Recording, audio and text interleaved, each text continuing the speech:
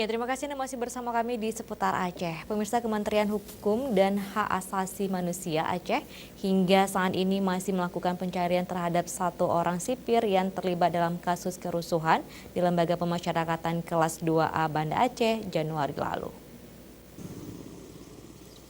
1 dari 2 orang sipir lapas kelas 2A Banda Aceh yang terlibat dalam kerusuhan yang berujung pembakaran lapas tersebut berinisial MN hingga hari ini masih dalam pengejaran pihak lapas dan aparat kepolisian.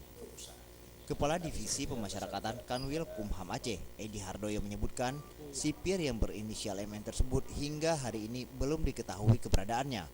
Sementara seorang sipir lainnya berinisial S telah diamankan di Rutan Janto Aceh Besar.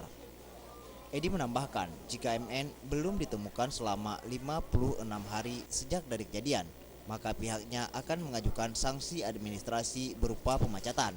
Hal itu ditempuh sesuai dengan aturan yang telah ditetapkan.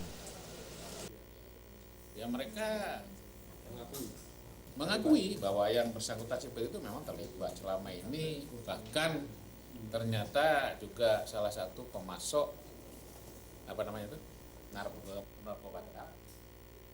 disaibolkan kerjasama dengan pihak warga binaan untuk memberikan narkoba ke dalam. Ancamannya, ini ancaman pidana atau ancaman administrasinya? Pidananya itu kewenangan dari pihak mereka tadi kan.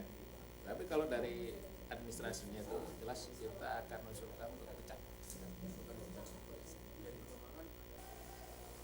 Selain terlibat langsung dalam kerusuhan di lapas, kedua sipir tersebut juga disinyalir sebagai pemasok narkoba kepada para warga binaan di lapas tersebut.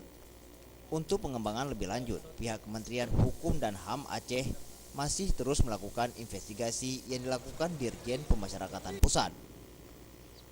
Tim Liputan, Aceh TV.